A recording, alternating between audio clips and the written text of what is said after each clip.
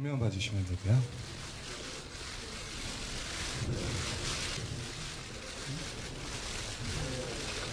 네.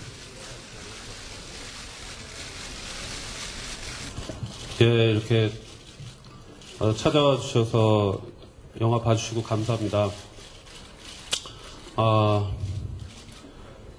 재밌게들 보셨는지 잘 모르겠네요. 차차 얘기 나누면서 뭐 반응도 좀 듣고 그러고 싶어요. 아무튼 감사합니다. 예, 이번에 강성희 변호사 역을 맡은 하정우입니다. 이렇게 자리해 주셔서 정말 감사드리고요. 뭐 여러 번 저도 수차례 이번 의뢰인 편집본부터 봐가지고 이게 어떤지는 잘 모르겠는데 굉장히 설레고 기대가 큽니다.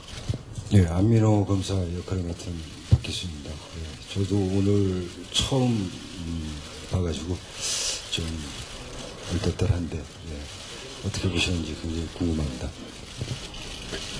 예, 한철민 역을 맡은 장혁입니다. 저도 이번에 오늘 처음에 기자시사회에서 영화를 보게 됐는데 어떤지 아직 리듬감을 잘 모르겠습니다. 아무튼 이렇게 찾아와 주셔서 정말 감사드립니다. 아내 서정아 씨 살해 혐의로 체포합니다. 지금부터 묵비권을 행사할 수 있고 변호사를 선임할 수 있습니다. 한철민이 사건 맡을 거야, 안 맡을 거야? 이런 사건을 누가 맡아? 항상 뭐 시신도 없는 사건 맡아서 이기게 하겠어? 재미있을 것 같은데. 한철민 재판의 모든 전력을 집중합니다. 이 재판 무슨 일이 있어도 이깁니다. 일단 캐릭터가 죽이잖아. 아내를 살해한 남편이 범행 현장에 다시 돌아왔으니까.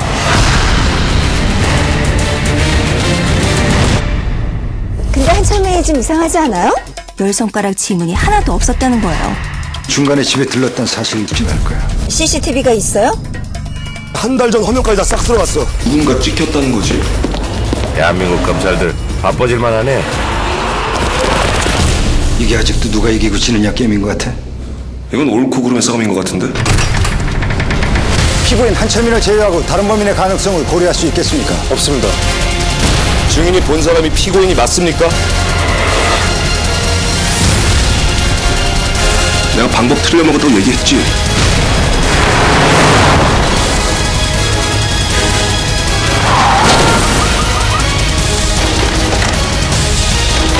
누가 죽였습니까?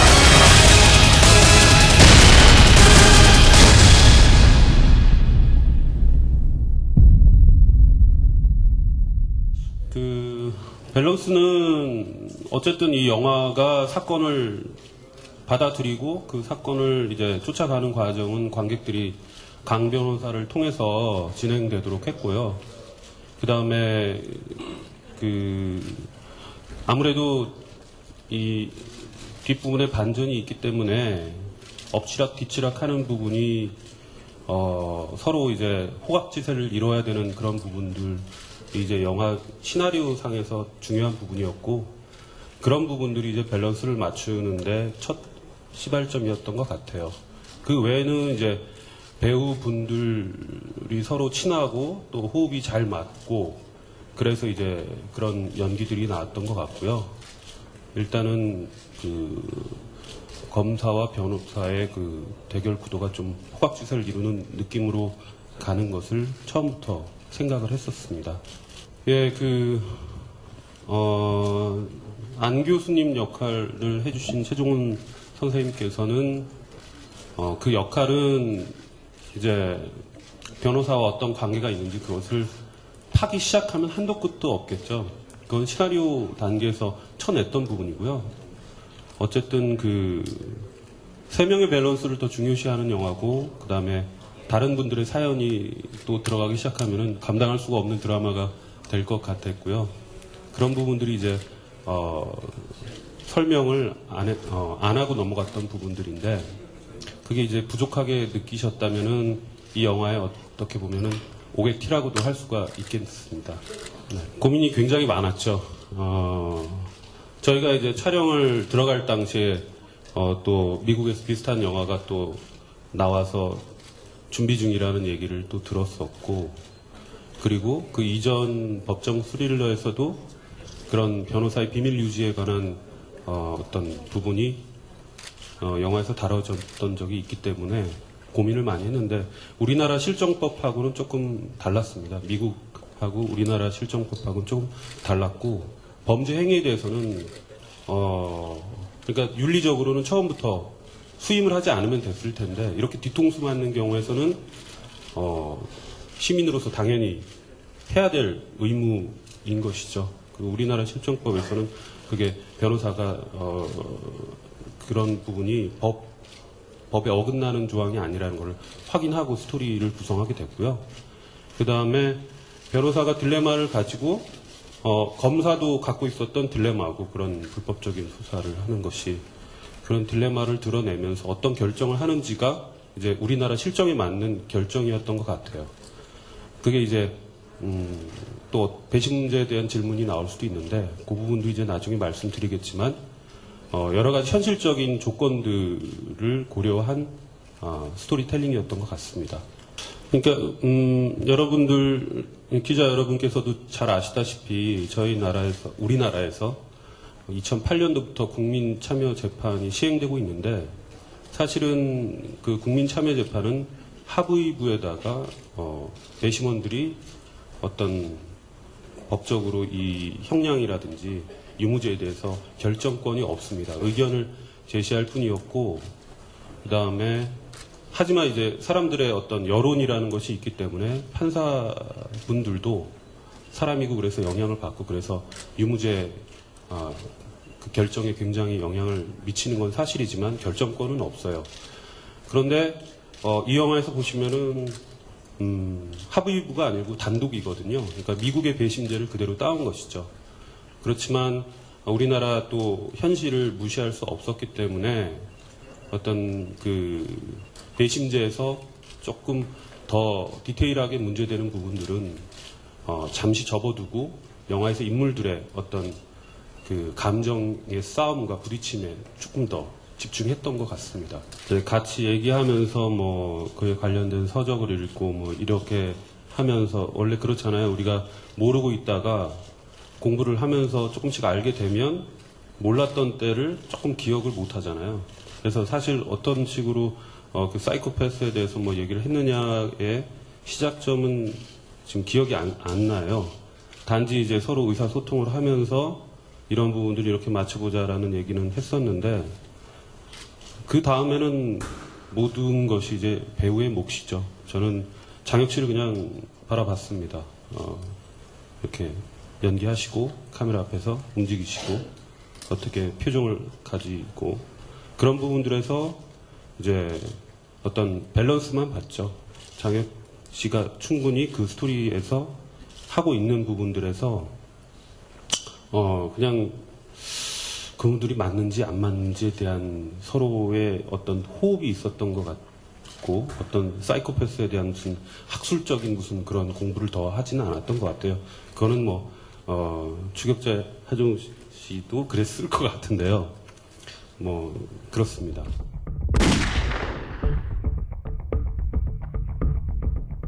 아저씨 그 908호 한철민 씨 있잖아요. 그때 형사들이 CCTV 다 회수해 갔나요? 의뢰인에서 강성희 변호사 역을 맡은 하정우입니다. 사발동기를 만들 거예요. 변호사고요. 의뢰를 받게 되죠. 사건을 파헤치다 보니까 굉장히 만만치 않은 사건이 돼버린 거죠. 나한테 말아달 이유가 없다고요, 한철민 씨. 굉장히 자유분방하게 유머러스하게 등장을 하지만 마음의 상처, 트라우마가 있거든요. 내가 이 사건 끝까지 잘 할 수 있을까? 하정우 씨는 좀 천재적인 면이 있는 것 같아요.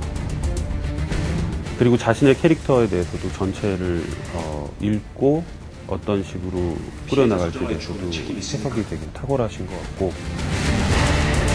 현장에서 깜짝깜짝 놀랄 때가 많아요.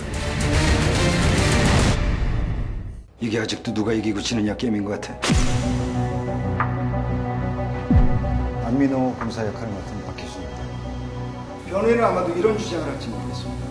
오지 전문 배우로서 고생하는 영화를 많이 했는데 있습니다!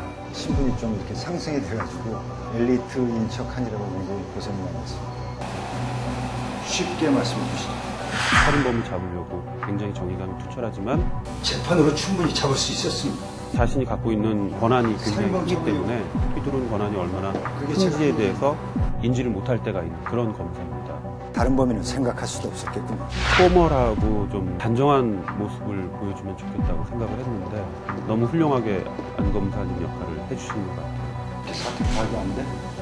굉장히 형님다운 어떤 모습을 보여주셔서 캐릭터의 균형이 굉장히 잘 맞았던 것 같고요.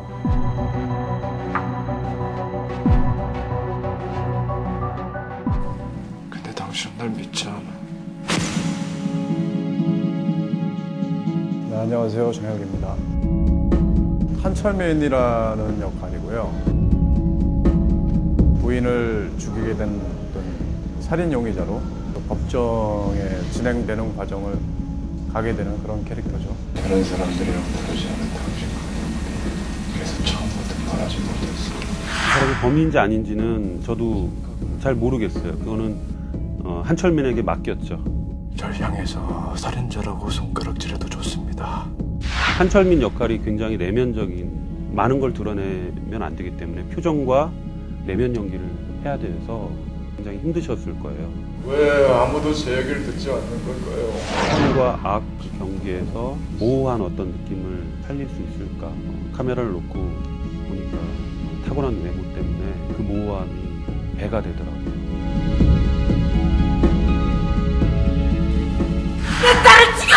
한철민을 제외하고 다른 범인의 가능성을 고려할 수 있겠습니까? 없습니다. 피해자 서정아의 죽음에 책임 있습니까? 있습니다! 나한테 숨길 이유가 없잖아요. 누가 죽였습니까? 9월 말 의뢰인의 최초 법정에 관객분들을 배심원으로 모시겠습니다. 우리 화이팅. 글쎄 전 시나리오를 보고선 굉장히 흥미롭게 처음에 만나게 됐고 처음부터 변호사 역으로 의뢰가 들어왔기 때문에 어떤 다른 역할에 대한 어떤 그런 건 전혀 없었던 것 같아요. 그래서 작업을 해 나가면서 준비 작업을 포함해서 어떻게 하면 좀 입체감 있게 이 인물을 만들어낼까. 단순히 변호사라고 생각을 하면 1차적으로 그 떠오르는 것들이 있잖아요. 그랬을 때 그걸 일단 배제하고 일단 어차피 영화에서 흘러나가는 보여주는 것은 변호사의 모습이고 그 일의 어떤 그런 한면 한면들을 보여준 거기 때문에 제가 주목했던 것은 그 사람의 의외성을 찾아 나가려고 했었던 것 같아요. 네, 그러면서 준비를 했었죠. 네, 저는 그 검사 역할로 맨 처음에 들어왔었는데 좀 자신이 없어서 고사를 한번 했습니다. 근데 1년 후에 돌아서 아무도 안 하겠다고 그래서 다시 저한테 의뢰가 와서 고민 끝에 했는데 그 고민들이 좀 전형적이지 않을까라는 그 고민이 있었는데 그 전형적인 거에서 어떻게 복합적인 이 내면의 그 외로움이나 그 갈등들을 표현할 수 있을까라는 생각을 많이 했었는데 사실 이 작품을 하면서 그 법정 용어와 많은 대사 때문에 힘들었다고 얘기를 했는데 그 많은 부분이 잘려 나갔습니다. 그래서 좀 당혹스럽기도 한데 그것들이 그 검사를 보여줄 수 있는 여러 가지 요소가 있었는데 그게 조금 아쉽고요, 개인적으로. 근데 그거에 비해서 이제 또 속도감이 굉장히 빨라졌기 때문에 뭐 이해해야 되는 부분이고, 하여튼 제가 하려고 노력했던 그 검사의 이중적인 면을 표현하려고 노력을 했었는데 그게 잘 됐는지는 오늘 봐서는 잘 모르겠습니다. 예. 저는 처음에 그 한철민 역으로 저한테도 제의가 그렇게 왔고요. 그리고 이 역할을 하면서 선입관이라는 거에 키워드를 맞춰서 연기를 했던 것 같습니다. 왜냐면은 보셔서 아시겠지만 제가 이 등장하는 점유율 자체가 워낙에 빈도수가 많지가 않기 때문에 그 한 씬 한 씬에 나왔을 때 어떻게 표현을 해야 될까에 대한 그걸 참 못 잡고 있었는데 촬영을 하면서 또 이제 감독님이랑 얘기하면서 그게 좀 맞지 않을까. 그러다 보니 많은 표현을 해야 되는 것 자체가 반대적으로 표현하는 게 더 많은 표현인 것 같아서 묵묵하게 계속 리듬감만 타고 있었던 그런 그 현장에서의 어떤 느낌을 좀 유지했던 것 같고요. 그리고 옆에 계신 뭐 하정우 씨 그리고 박희순 선배님이 그 검사와 그리고 변호사로서의 느낌을 잘 만들어서 그 액션을 줬기 때문에 그 리액션을 계속해서 받아왔던 것 같습니다. 네. 예, 그 대본에서는 친구로 나오거든요. 그래서 뭐 저는 친구 해도 괜찮겠다라는 생각을 했는데 굳이 하정우 씨가 형이라고 해야겠다고 그래서 그러자고 했습니다. 예. 조금 서민적이거나 조금 밑바닥 역할을 많이 하다가 이렇게 엘리트 역할을 하게 돼서 나름 이렇게 변화된 모습을 보여줄 수 있어서 굉장히 저는 의미가 있다고 생각하는데 여러분들이 어떻게 판단을 해주실지 궁금합니다. 네, 그렇습니다. 제가 전작의 엘리트라는 역할을 사실 지금까지 촬영을 해본 횟수에 비해서 점유율이 굉장히 적습니다. 하지만 이렇게 밑바닥으로까지 떨어져서 이렇게 해본 적은 처음이기 때문에 어떤 새로운 시도였던 것 같고요. 사실 이 사이코패스라는 뭐 이제 적절하죠, 이 말이.